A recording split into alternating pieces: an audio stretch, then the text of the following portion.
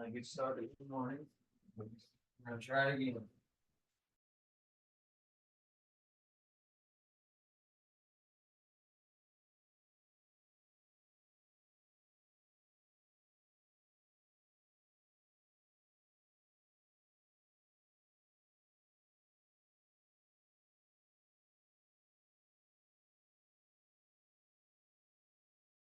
We used to terminate cover crops, as well as go from one crop to another. And so here are some resources that we look or we use when we're talking with growers about tarping. Um, University of Maine has a really good tarping guide. It's very extensive, but it's specific right to the east side of the state. And then Marion County SWCD here in Indiana has a list of TARP sources. And then the Cornell University also has tarping projects and that you can look through and learn more about this topic. But thankfully, we do have people at Purdue that are doing research on tarping, and also which is great because it's specific to our state. So without further ado, I will kick it over to Josue Cerritos and Celia Corado, who will be sharing about their tarping research. I'm going to stop sharing my screen and you guys feel free to share your screen.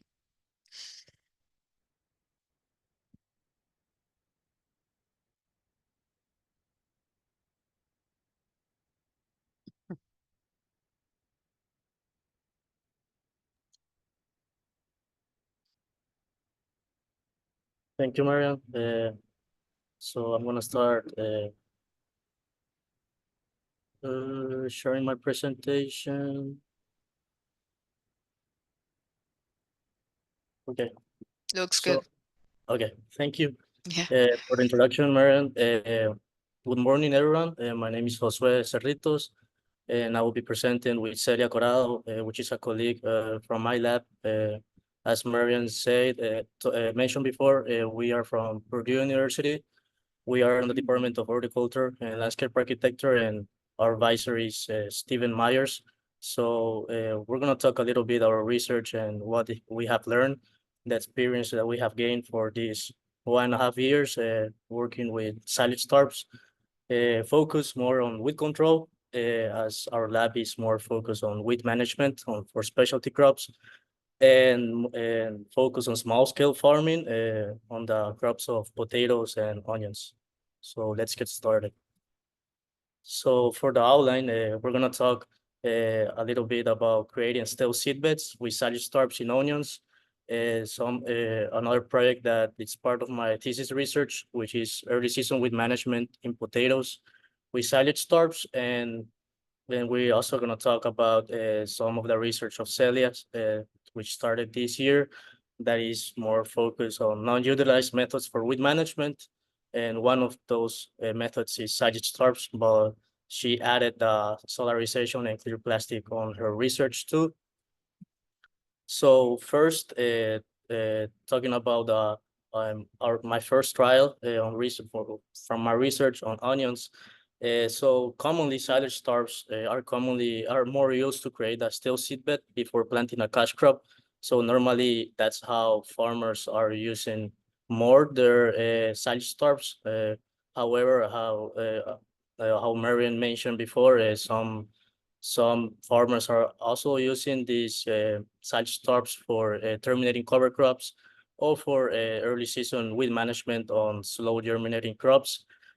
So the process basically involves soil preparation and bed formation if you're doing beds, but it's most of the times it starts with the soil preparation, and then it's followed by the immediate application of tarps into the field.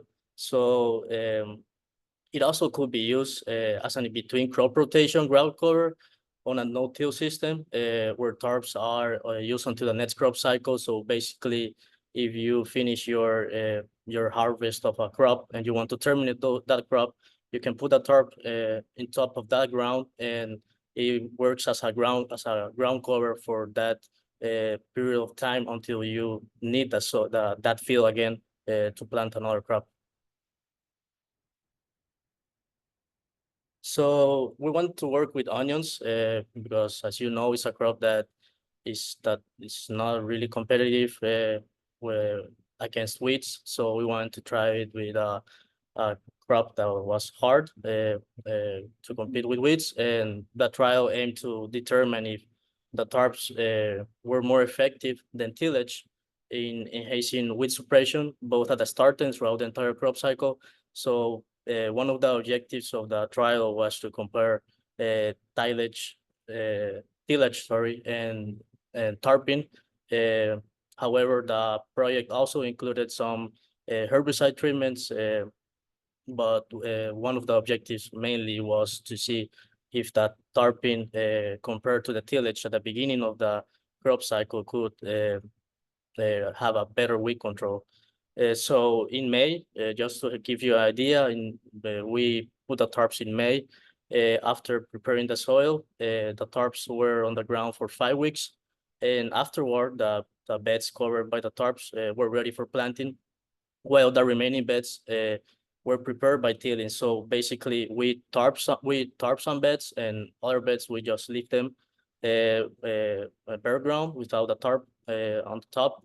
So on your right, there's a picture. So the first bed from left to right, it's a bed that was tarp. You can see that it retained a lot of moisture, and I don't have data of how soft was that bed, but it was really soft and was really easy to transplant the onions.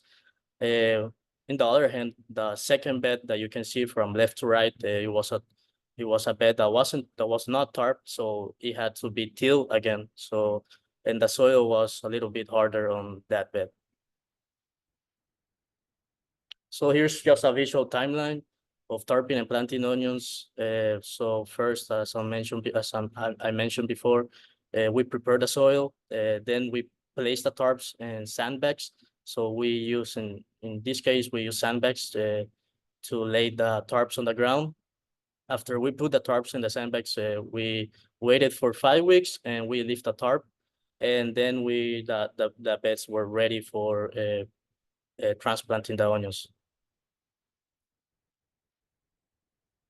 So starting with some of the findings and the results that we had for our last year trial on onions. So as I mentioned, we were trying to compare tillage versus tarping. So after 5 weeks, the tarps were lifted, and the beds that were tarp would have appeared clean, if not for the presence of thistles. So something important with tarps is that the timing is really important, is essential or important for controlling perennial weeds. So the timing that we use on this field for 5 weeks didn't have an effect on perennial weeds like thistles. So this was a field that was really infested with thistles. So it didn't have an effect on these perennial weeds. But there were no noticeable differences in weed control between the beds that were tarp or till across all treatments during the initial 3-week periods, which is something good because it means that we could use the tarping on this system, and we also could reduce the use of tillage. So here are some pictures. So the first picture on the top on the left is a picture of some thistle on a section of a bed that was not tarp. You can see that there's a lot of thistle, and there were some other grasses, but they were small. And the case of the bed that was tarp, you can see that thistle it was really chlorotic, and we think that if we will left this tarp for some more time, it will kill it. So one of the things that we observed for this kind of weeds that were really chlorotic and almost dying, like these thistles on this picture, is that they were really easy to handle it too. So that I think is something interesting, as it can reduce labor by damaging the weeds. And there's the second picture on the right is just a picture of a weed that it was basically dying because of phytogermination, and it's on a dead white first stage weed. And the other picture is the one that I was showing you before, where you can compare the bed that was tarp and the second bed that was tilled. So more findings of this trial. One of the data collection that we took on this experiment was with biomass. So basically we recollected this with biomass 2 days prior harvest for every plot and every treatment. And we found that treatments with tarping had less above ground with biomass. So then those treatments that were just tilled. So on the graph that you can see on your left, it's a really simple graph, but it shows really clearly the results of how tarping had a lower with above ground with biomass compared to the treatments that were just tilled. So here's another picture. This was 7 weeks after transplanting the onions. So on this trial, we had 2 controls. So one control was tarp at the beginning of the experiment, and the second one was just tilled. Then didn't have any other weed management or weed control practice. So you can see a slight differences on 7 weeks after transplanted. On the left, you can see that there's more grasses and there's almost no broadleaves.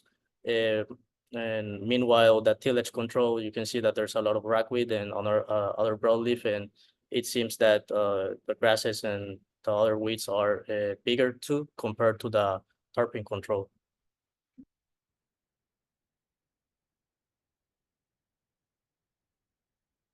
So we also recollected data with sensors for soil moisture and temperature and light, just to verify that the tarping was the beds that were tarp were having a difference on these parameters.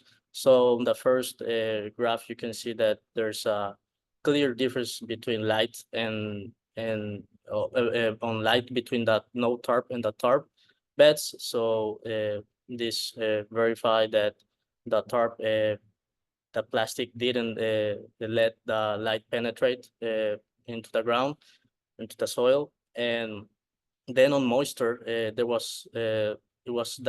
not a lot of difference, but I think it was more related because of the period of time or the season in which we did this trial. So there were less moisture on the tarp beds than the ones that were not tarp. And for temperature, the data wasn't consistent. So Celia will talk about this later with the solarization. In my case, I was using more the black plastic, which is it's more related to a principle of occultation. So you can see that the tarp will not hit the ground a lot. So now Celia, she's gonna talk a little bit about her research and what she has done for this year on non-utilized methods for weed management of silage tarps and clear plastic in onions.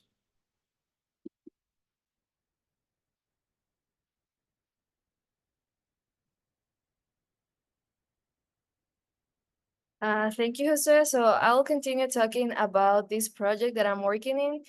So first, oh, it's not moving.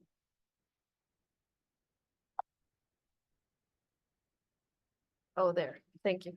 So first, let's just have a concept to remember what is occultation and solarization.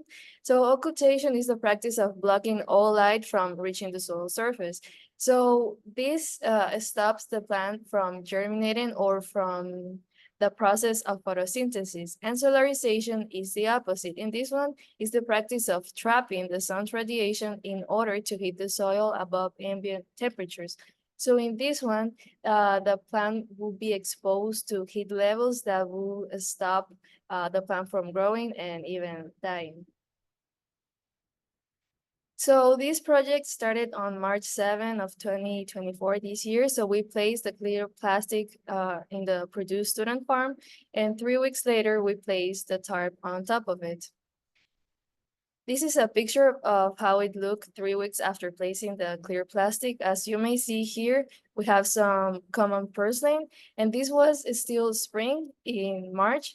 So we think that solarization promotes the soil heat, and this is also promotes the germination of heat-tolerant weeds such as common purslane, especially in spring. So with this project, one of the treatment was TARP, and we wanted to see if the combination of both can provide the benefit of occultation and solarization, since the approach will be first to heat the soil, and then with the TARP, if we have weeds, then the clear plastic will heat them enough to kill them or just germinate, and with the clear plastic, it will stop the growth of this. So right now, you will see some picture of how it looked after removing the TARP. So this is a picture of after removing the clear plastic and the tarp. So as you may see on your right corner, you see the organic herbicide treatment. On your left down corner, the glyphosate treatment, and down below the tarp treatment. So this one is the cleaner of all the treatment once we remove the tarp. And as other treatment, I have also, I don't see it. Flaming? I don't see which one is it. Can I move it? Okay, sorry, tarping. And on your left, this is a couple of days after removing the tarp, and on the right is the day that we planted the onion. And as Josue mentioned, it was easier, the soil was moist, so it was easier to plant on this treatment. And it was pretty clean after a couple of days. Then we had flaming. So for flaming, we tried to do just to pass it 2 times through on top of the bed.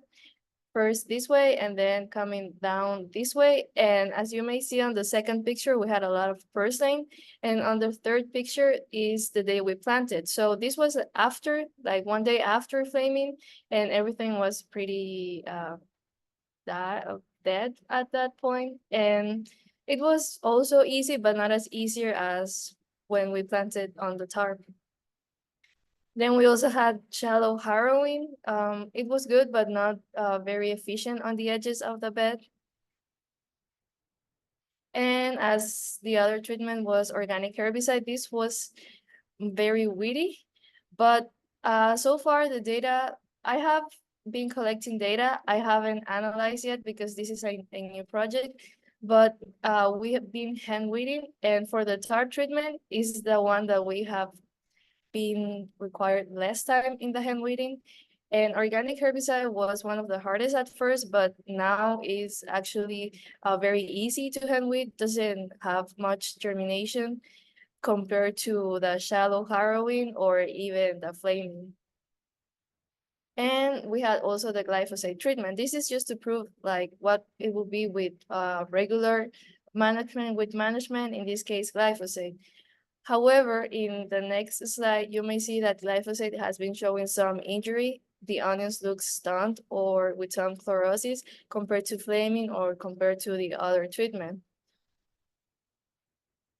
And just as a final comment, since this is a project of underutilized with management methods, I'm open to feedback. If you have any update or feedback ideas you want to give us for underutilized with management method, that will be welcome. So now my colleague Josue will continue talking about early season with management in potatoes with silage tarps.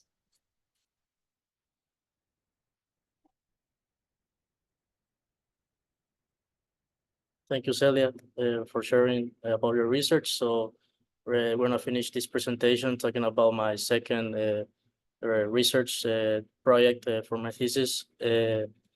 So we're gonna start. So we want to explore if tarps could work on a slow emerging crop like potatoes. As you know, potatoes are slow and a slow emergence or germinated crop when you put them on the ground. So we want to try with potatoes, and if this help for early season weed management. We know that there's some research done with carrots before, in which they prepare the soil, plant the carrots, and then tarp immediately. So we want to try something new with potatoes.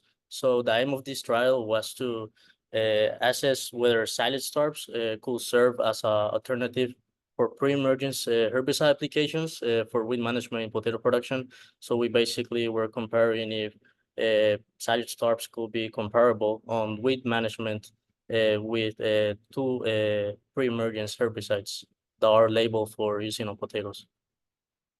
So here's a second visual timeline now of the tarping in potatoes. So we again started preparing the soil, then we plant the potatoes with a potato digger, and then we place the tarps after planting immediately after we plant the potatoes.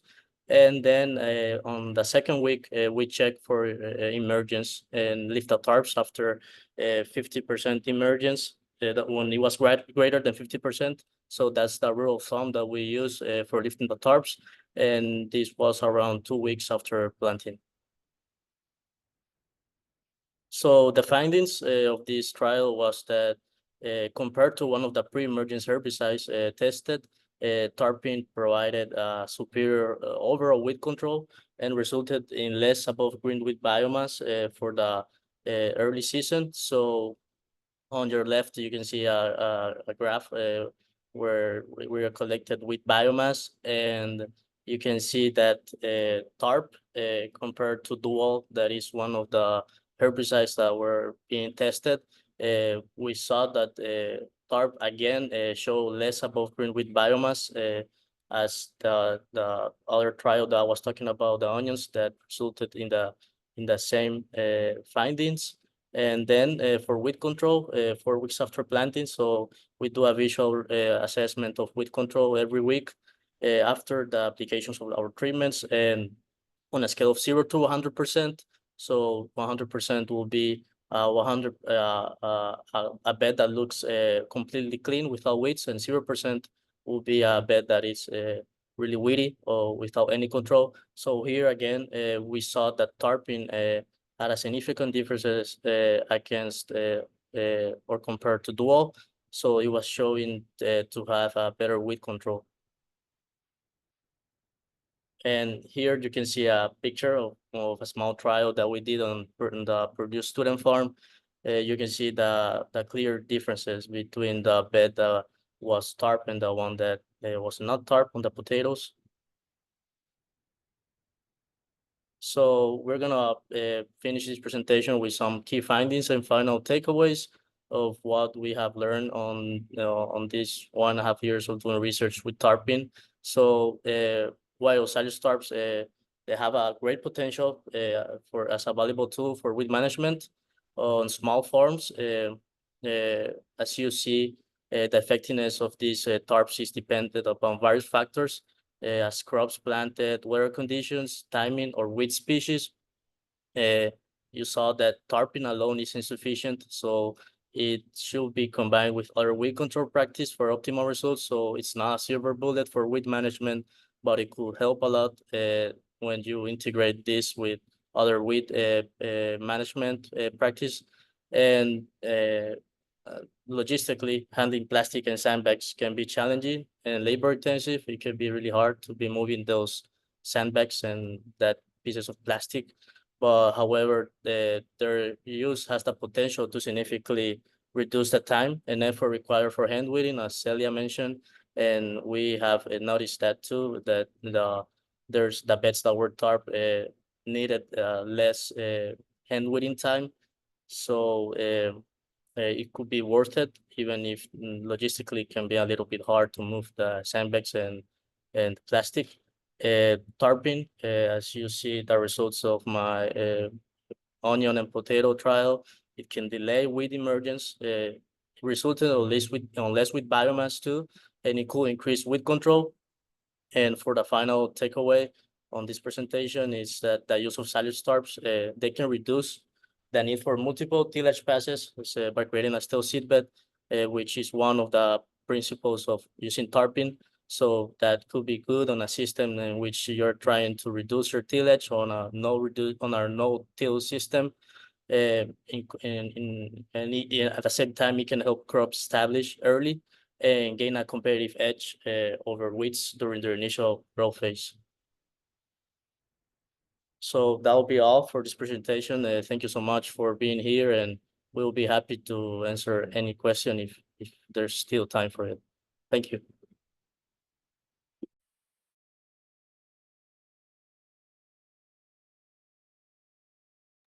Thank you, Josue and Celia. Yes, we do have a couple of questions, and the first one was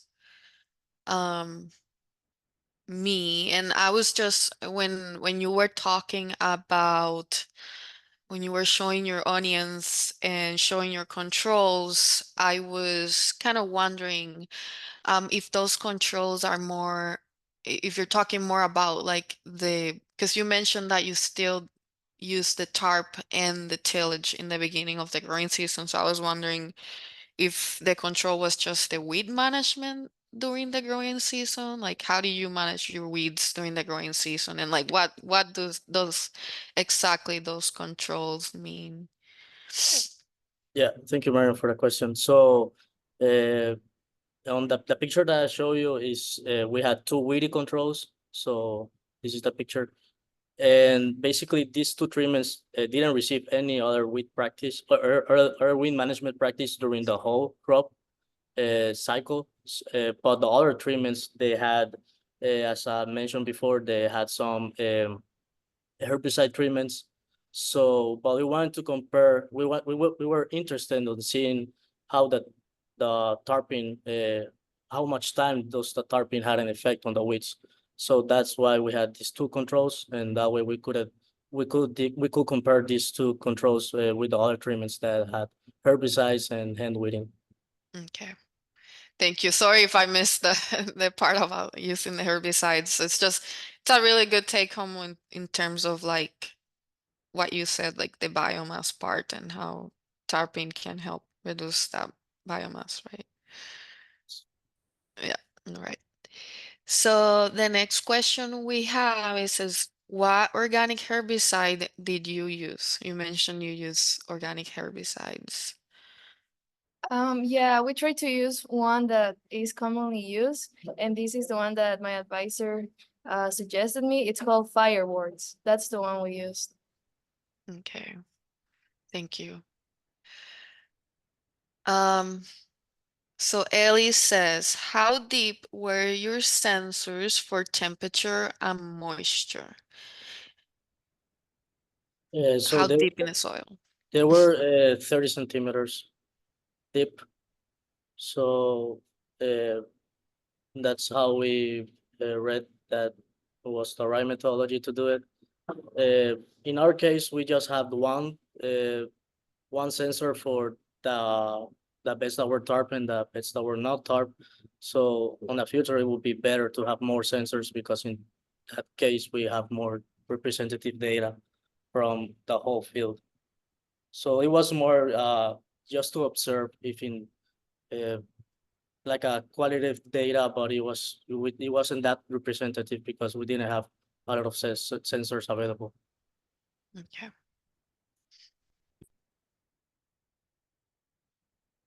Thank you for that. Another question is, the tarping seems pretty effective. What are the drawbacks you've seen with tarping on the small farm?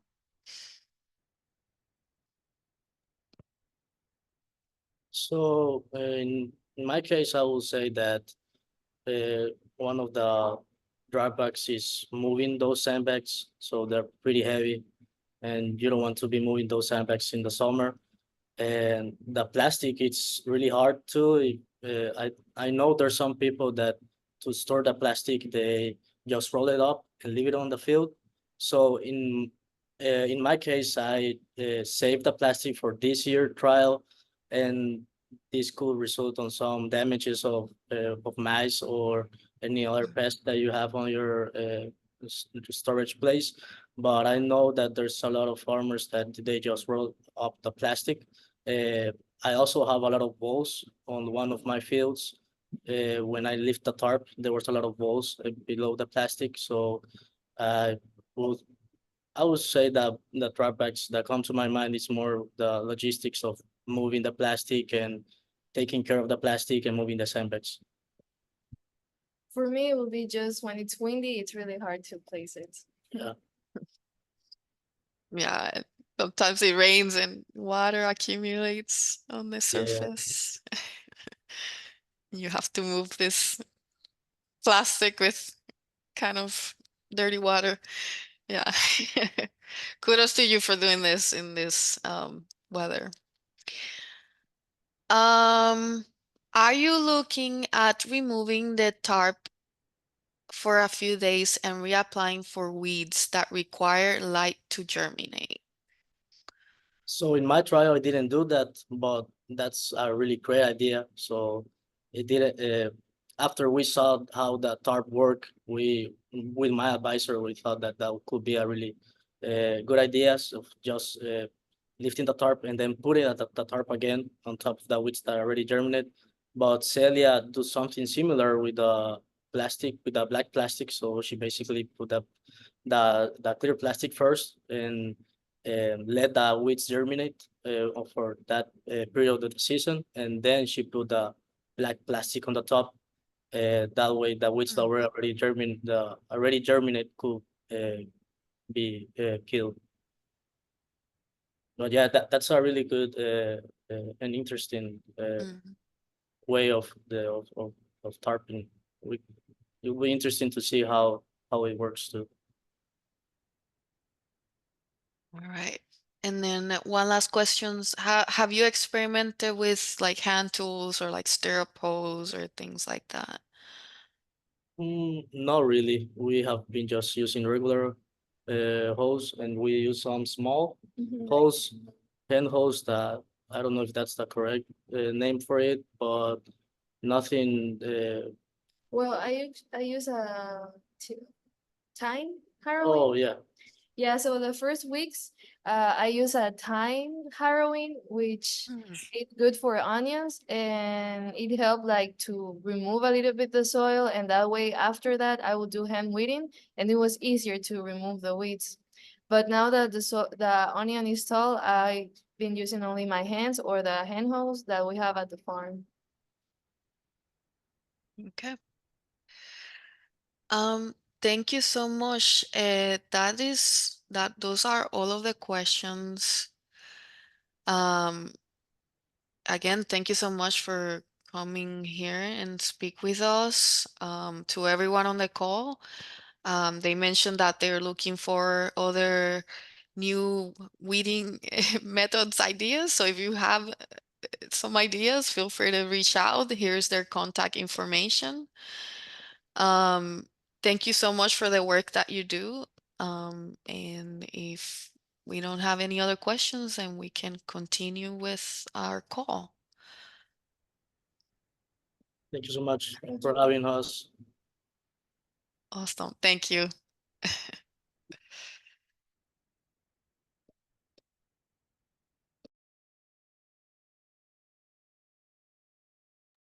Now I will go back to sharing my screen. This one.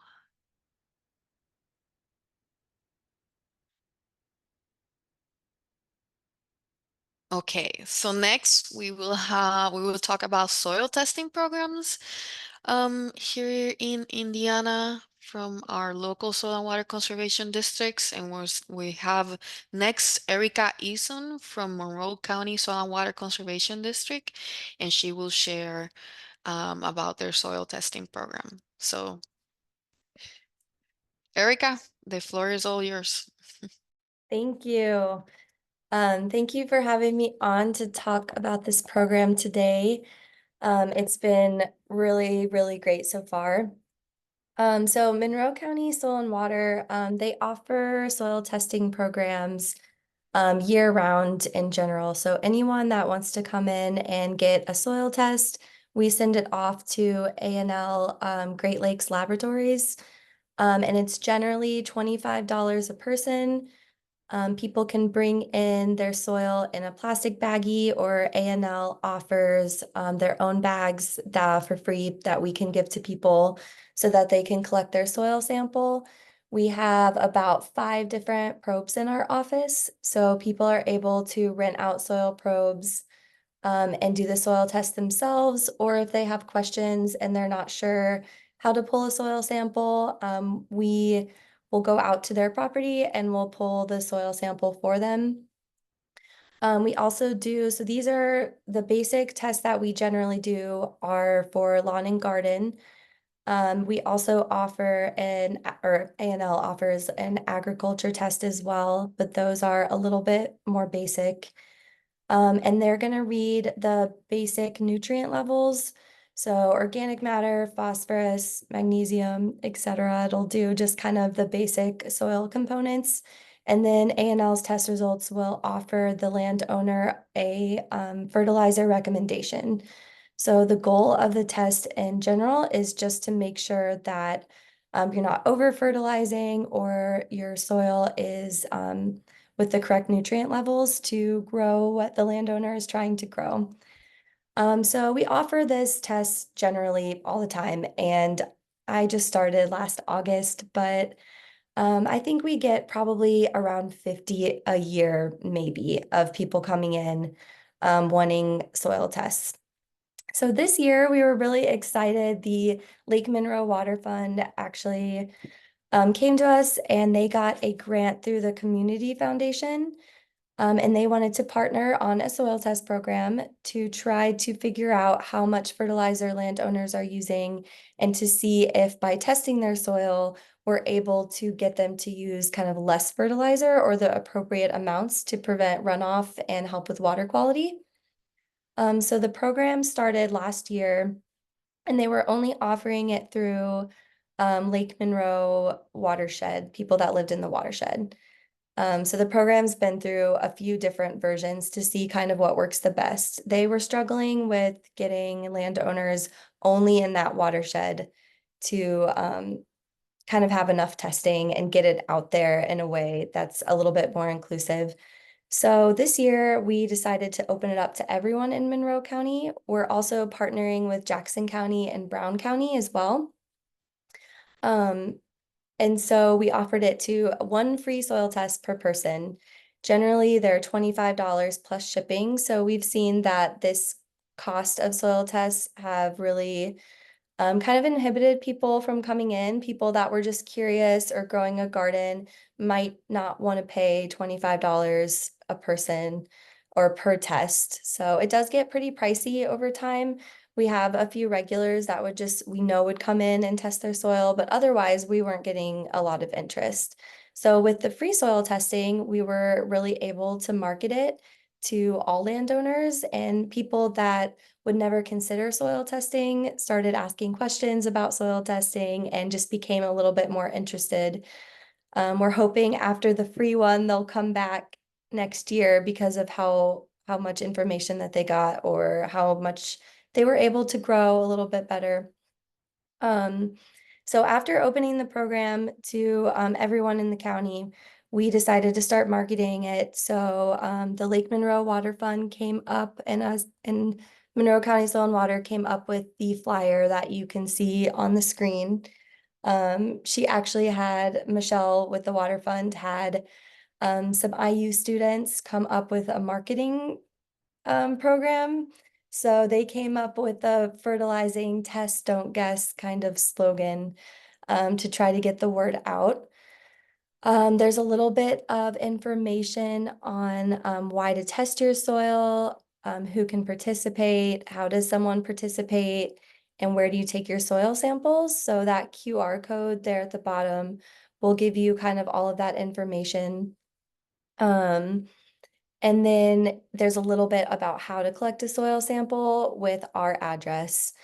They fill out the form at the top, and there's also a little marker there for a survey. So at the end of the program, the Water Fund is going to reach out and ask if they used less fertilizer or more fertilizer, and kind of get some more information from them about how the program ended up helping. So it's been since we opened it up and started marketing, I think it started with maybe I started getting like 30 tests probably around every couple of weeks. So it really picked up right away. Like I ended up having like a couple or like around 100 tests like right away. It has definitely slowed down since. So it's all about the marketing. That's the hardest part we found through the program is just getting people to want to test their soil. Um, but I still probably get 5 to 10 a week, which is really awesome. It's a really big uptick from what we've normally gotten just by being able to offer a free soil test. The coolest part has been getting out actually onto the landowner's property. So I've gone out to so many more properties just through soil testing, and I've been able to do like a little bit of conservation questions for them about I'll get there to do a soil test and then suddenly we'll be talking about the invasive species on their property or it's just been a really great way to connect with the landowners a little bit more than what we're previously able to do and really get some connections through that.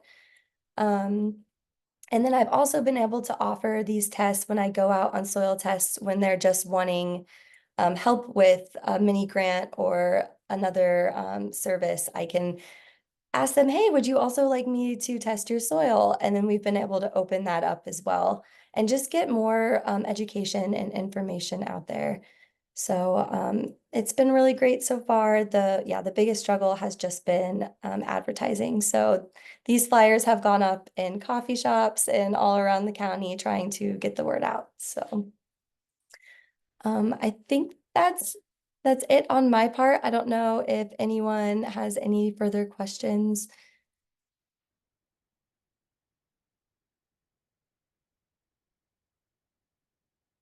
The budget dedicated. Yes. So let's see, I'm not sure the exact budget. I know it was quite a large budget. But the soil test, I think we were allotted $35 per test because it's 25 plus shipping, and they wanted to do 500 tests. So I guess I could do the math with that. But it was a pretty large budget. And we only have about, I think, a couple hundred tests, but it's opened up through the end of the year. So we're hoping to hit the goal of 500 tests by the end of the year. Yeah. And then how did we get the word out? Yeah, we have flyers hung up in the coffee shop. The garden fair was a really great place to market. And then yeah, I think those were the only two places we've really put it out there. But anyone that calls, and it's really been a lot of word of mouth as well. It's spread pretty quickly, so.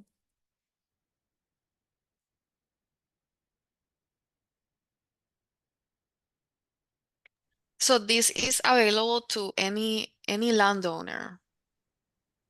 They don't necessarily need to have a garden or anything like that. Correct. So it's any landowner that's in Monroe County. And I've seen people come in asking about vegetable gardens. It can be lawn. It can be, I just did soil testing for the courthouse downtown. They want to grow some spring ephemerals. So it's really just anyone, there's been even like raised garden plots. So I've recently given the flyer to the community gardens around town to see if anyone wants help with their garden plot that might not be producing well. Yeah. Yeah, thank you so much for sharing. Yeah, this great partnership and opportunity for the landowners. Any other questions? I don't see on any other. Yeah, in I the guess chat. I guess I should say one last thing I forgot to mention is how people drop them off into the office. Is they'll bring like their own bag of soil or something else, but we kept missing people, like if we were out on a site visit or we were gone. So we put a plastic bin like in the soil office so that when people walk in, there's a sign that says drop your soil here.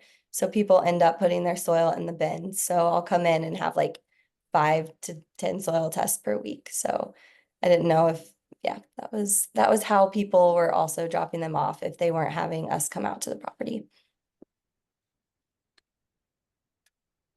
That's great. And pardon me if you mentioned this, but do you also cover like the chipping? You guys pay for the chipping? Yes, the water fund allotted some extra funding per test for the shipping as well. So they're generally $25 plus shipping, and we get $35 per test. So that's been really great as well. Great. Let's see. So thank you so much for sharing today, Erica. I don't see any other questions right now. There's a comment there for you that thanking you for the ideas to get the word out. So,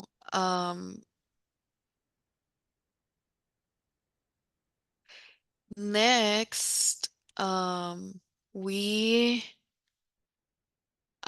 we invited Julie Clark to share about the soil testing programs in the Warren County and Fountain County Working Group. I don't see her currently on the call.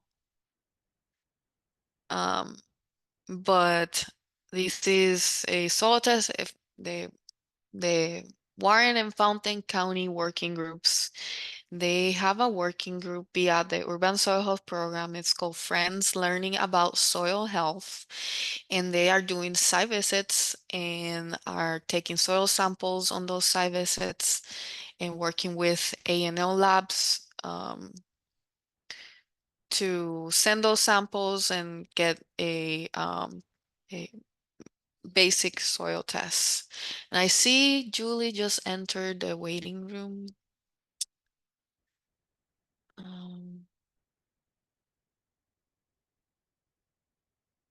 Julie, are you here?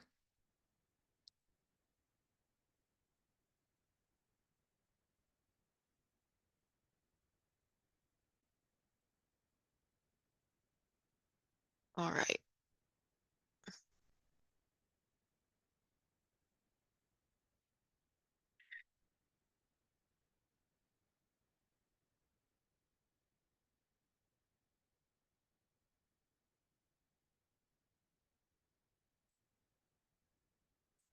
Well, I think she's here having some technical difficulties, but yeah, so they started this spring and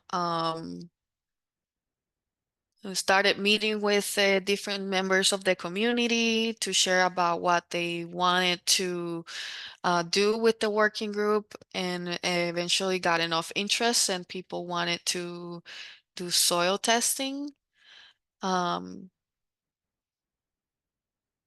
And so that's how this program started. Hey, Hi, Julie, how are you? hi, Marianne. Hey, I'm sorry. can you see the screen right now?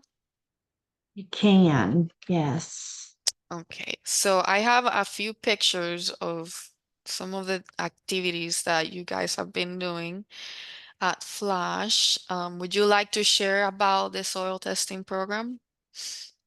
I can. I'm sorry, I do apologize. I totally spaced it this morning. I got sidetracked with some other things.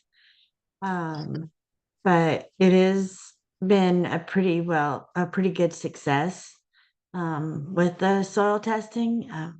We've encountered a lot of positive feedback on doing it with the urban soil health. People are really surprised that we actually are doing this, and they are trying to understand about the soil and water exactly. So that's a great outreach. We've had, I think, 12 site visits so far. I believe we've had 12 of them so far, and I just turned in one soil sample recently, waiting, or two. Yes, one. I'm waiting on two others to get back. I've seen a lot of different ways that people have been gardening. and it's really broadened my horizons as well. So it's really beneficial all the way around. I think I tend to get a little bit more out of it than the residents do who want the soil samples and site visits done.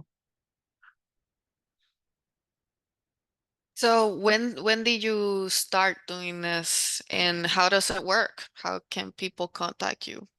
So May 15th, we started doing the site visits with the Covington Community Garden. Ross Hankins had started it. He's in our group with the steering committee for the group.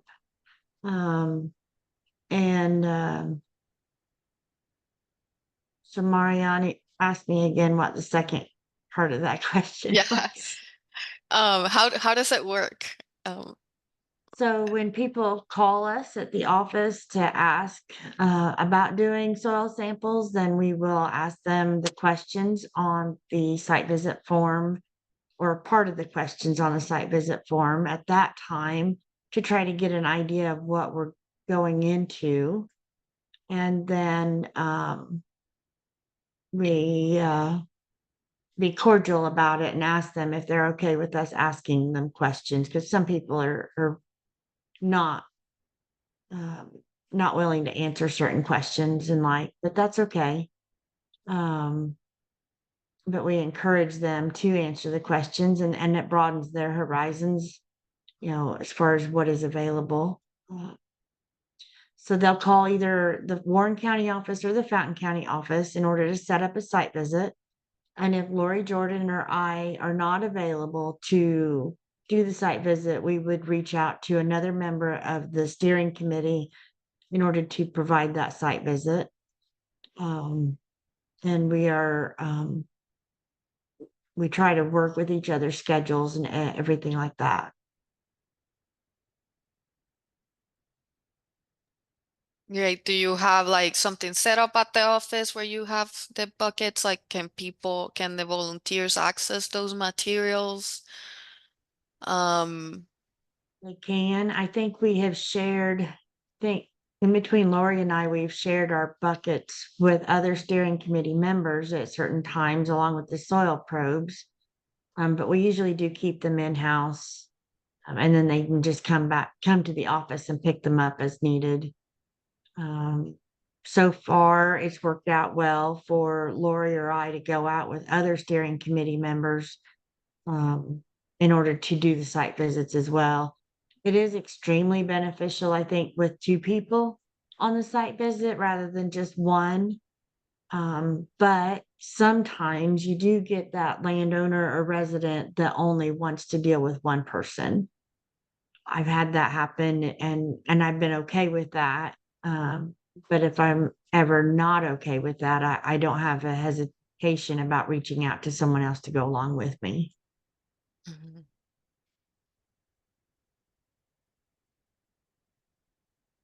All right. Is there anything else that you'd like to share? It's fun. All right, good. It's fun. It does take about an hour per site visit, really, in order to go through the soil samples and the questions on the sheet. And because you do get to socialize a little bit more with the site visits, they get to know you, you get to know them a little bit. Sometimes it might take a little bit longer if you get off topic of things with the conversation, but that just helps the relations of everything. And so it helps people feel more at ease when you're out on their property, and helps them get to know you. So it could expand other things by doing that as well. We try to do the site visits in the later afternoon when the soil would be good and dry, unless of course we have weather coming in, and then we try to look at that as well.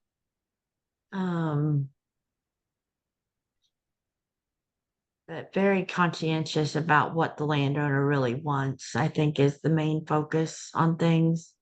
And they're really surprised about the variety on the site visit form of what questions I ask them.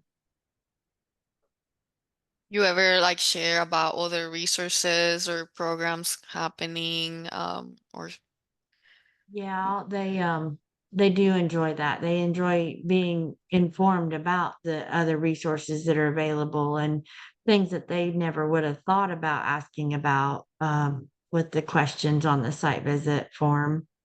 Um, and then that can also lead to possibility of getting them more enrolled in like the equip practices with the NRCS and opening, doors in that respect for landowners. All right. Thank you so much for sharing, Julie. I don't see any questions specifically in the chat, but I did wanted to share that Julie is based out of Warren County, which is where I live, and she did get to visit my garden, and she took some soil samples as well. So, and I can say, yeah, they went through that form, and we talked about what I was doing, and I look forward to the follow-up with the soil test.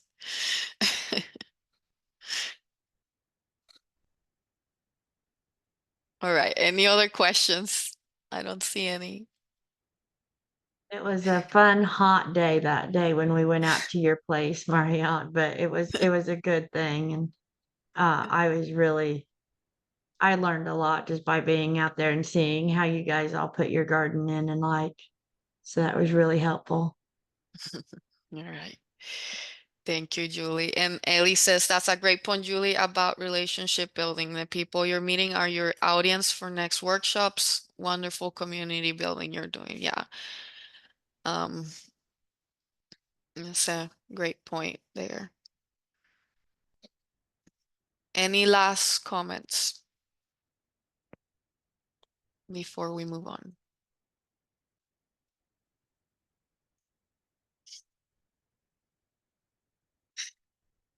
All right. Well, again, thank you so much for joining us. Now we will move on to our regional updates.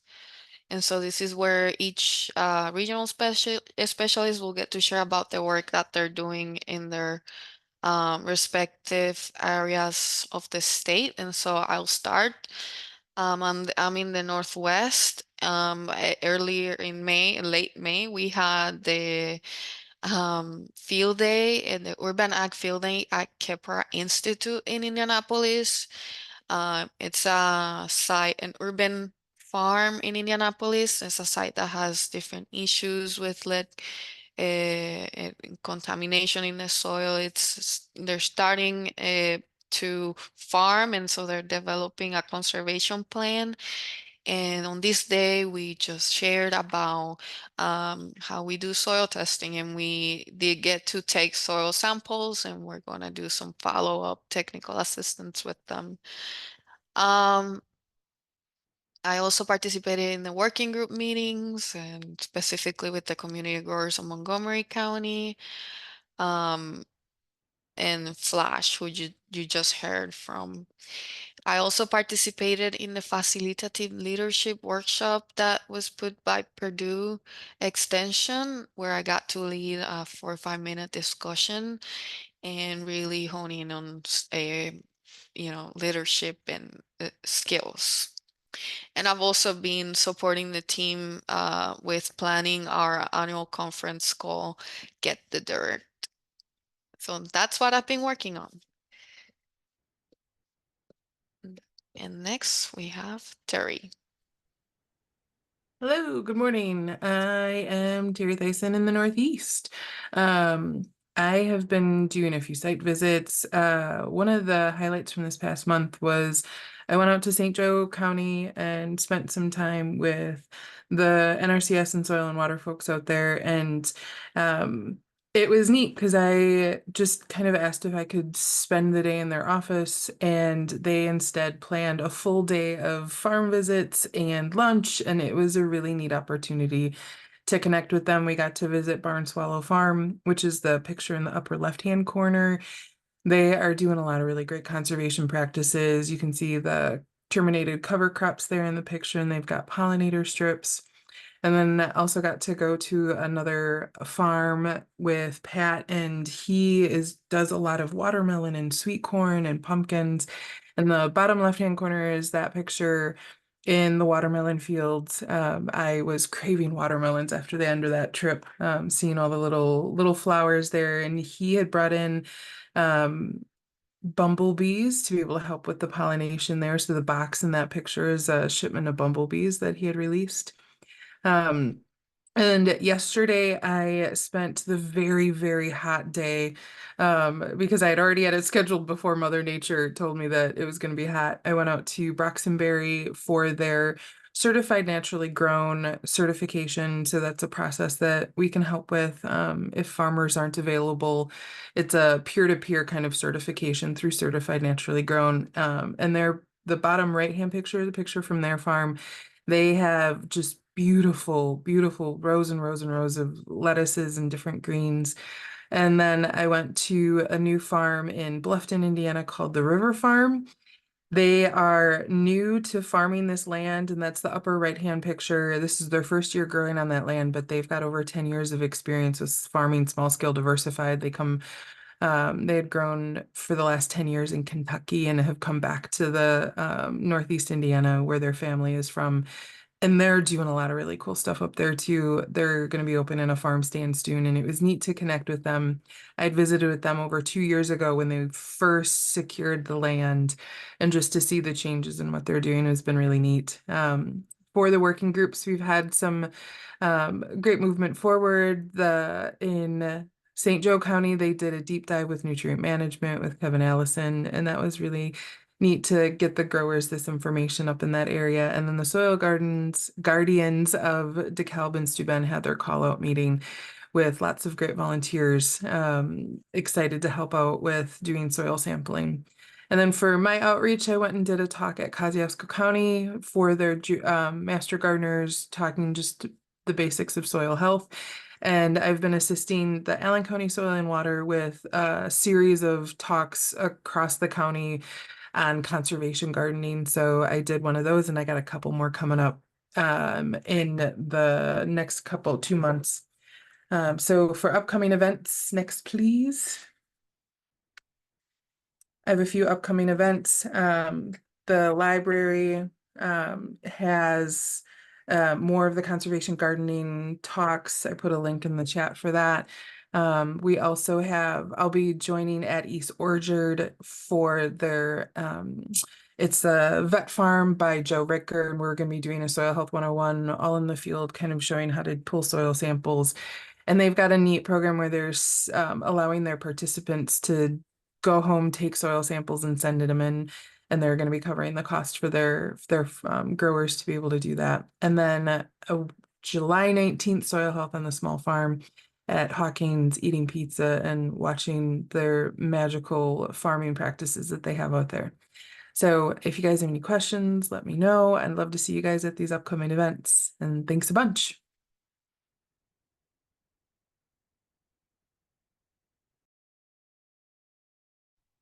Thank you, Terry. Next, we have Casey.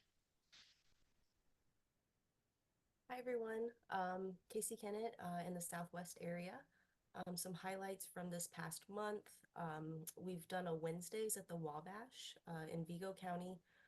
We've hosted kind of a lunch and learn at Fairbanks Park. The first one that we did was container gardening and lasagna gardening. Picture there is things from the event. Rhonda, who is on the call today, had a really great idea to have a clear tote and put in those layers for that lasagna garden, so that participants could really see that and what that looks like. So that was really cool and fun, and I'll definitely use that again. We also held an ICP field day at Copper Cataract Homestead in Owen County.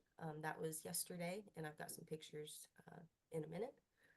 But that was held for partners, ag professionals, giving them a chance to look at small farm practices and what Bree is doing there. She also has an equip contract, so that was, I think, really helpful for everyone to kind of see all of that put together in one property. I'm also helping to plan an irrigation field day at the Southwest Purdue Ag Center later this fall. Details are coming out. I think this week we're kind of wrapping things up, so look for that if you're interested. That'll be a field day at the Southwest Purdue Ag Center.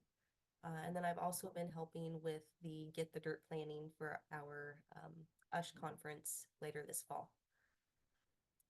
Next slide.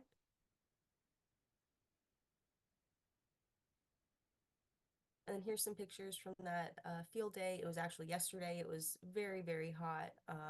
So thank you to everyone that came. We had a great turnout, and it was really full of conversation and lots of learning. So hopefully we can do that again in more areas in the Southwest, set up some more farm tours. So that's all I've got.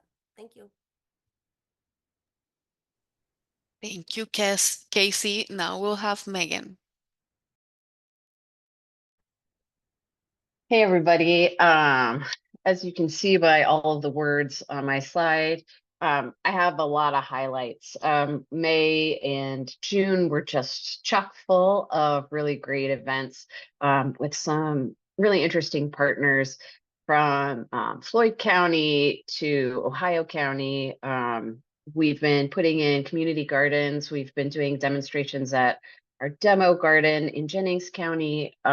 It's compost season apparently in the Southeast. I've done about 3 or 4 composting workshops with various groups, and had a really great time in Cincinnati 2 weeks ago with their city's only sustainability and music and arts festival. It's called Sailor Park Sustains. So it was really great to talk soil health with a lot of interested people there. And then just last night, I had a blast at Nightfall Farm talking to their beginning farmer apprentices about soil health. And so we had a blast just collecting various soil samples from different parts of the farm that have been managed in different ways. And then looking at those, looking at their soil aggregates, doing a slump test, talking about why each of these soils is totally different, even though it's on the same farm. So I've just been having a blast connecting with our partners and connecting with the community at large in the past month. And then in the end of this month, plus the beginning of next month, we've just got a couple of events because it is hot outside. So I want to make sure you guys are all being safe and comfortable. Next week, we've got an event at the Demo Garden in Jennings County. We're going to be talking about companion planting and trellising in the demo garden. And then at the beginning of July, myself and Kara Bergschneider are going to be sharing with the ICP conservation series. And then on the 20th, I'm really excited to partner with the Georgetown Optimist Club in Floyd County and with Quails Forever and Pheasants Forever. Our state biologist, Savannah Stout, is going to be leading our pollinator picnic, where we're going to be IDing beneficial insects and pollinators and talking about their role in soil health on the small scale. So that's all I have, except for some pictures to share on the next slide.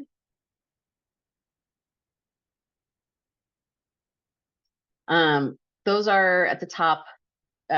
Just some pictures from the demo garden. We've just had a lot of really great emergence come through this spring.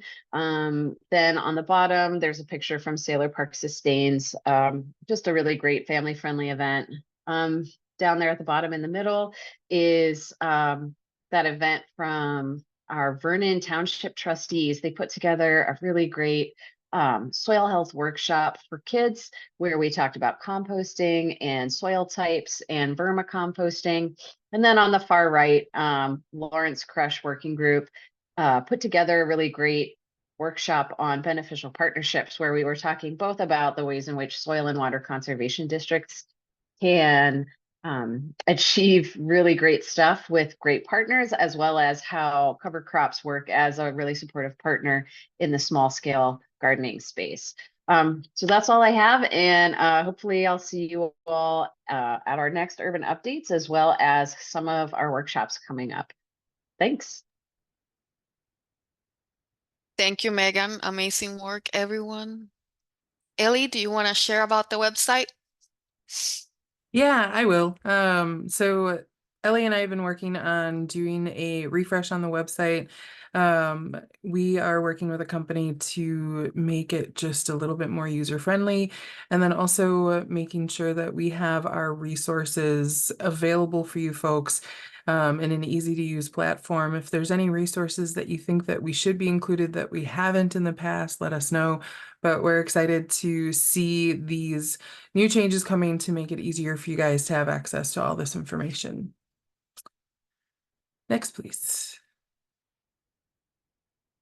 We are also wanting to remind you about the all the different ways that you can connect with us. So we've got our monthly newsletter. If you haven't signed up, please do. We spend a lot of time making sure that there's lots of really great tasty information in there for you folks, upcoming events and connection with different resources. And we are also sending our urban updates through our newsletter. So if you want updates, if you want the reminders on the urban updates, please sign up for our newsletter. And we have social media too. If you're not following us, please do. We've got some cool content going through there and sharing some of our success stories, both through Facebook and Instagram. So if you have any questions about that, but please give us a follow. And if it's an organization or a business page and you follow us, we try to make sure to follow back just to share that love of getting the algorithms to work a little bit better for us. And next, please. And lastly, for a really exciting update, we've got the Get the Dirt Urban and Small Farm Soil Health Conference. Originally, it was planned for October 17th, but we've adjusted to one day earlier. It'll be Wednesday, October 16th. It will be at the Hendricks County Fairgrounds in Danville, Indiana. We have registration open for both the just to attend, which is free, and also to have a booth or a table to represent your organization or business, which is also free. All of that is available through the ticket platform that I've put a link in the bio for, or link in the chat. The QR code will also take you there, but it's a full day fun event, lots of great food and lots of great speakers, and the team's been working really hard to make sure that there is robust programming that will be very informative and helpful for anybody at any scale, at any point of their discovery and serving small farms. So thank you. That's what I have. Thank you, Terry. Okay, so now is the chance for the people on this call, each of you, our partners, to share about any upcoming events in your county or any opportunities or any programs that you want to share about, comments, etc. So for this, you can unmute yourself and speak up. And you may also put a comment in the chat if that's what you prefer, but I'm gonna go ahead and give you a few minutes or a few seconds to think about what you'd like to share. And if we don't have anybody, then we will move on to the next thing, but I highly encourage you to share. So if you have any upcoming events or anything that you'd like to share with the audience, then this is the moment to do so.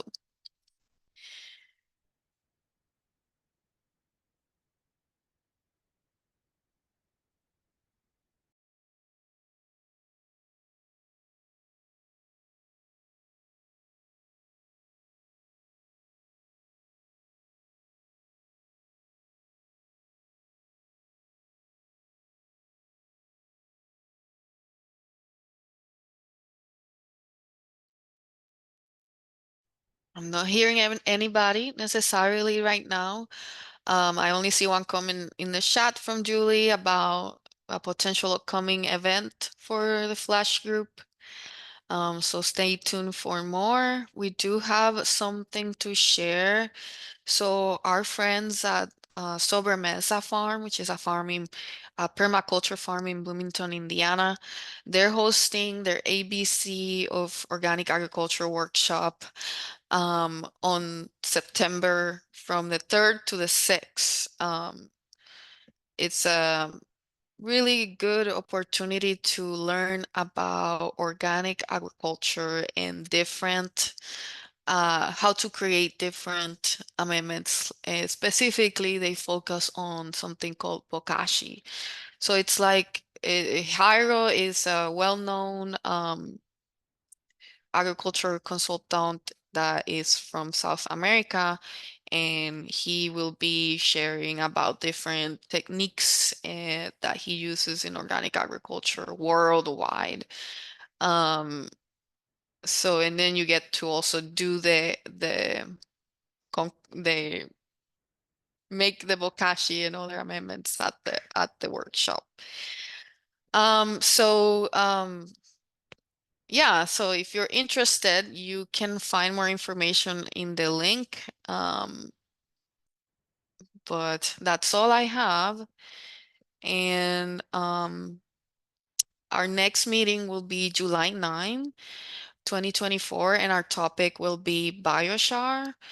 So join us then for that session. And if we don't have anything else, then thank you so much for joining us and have a great rest of your day.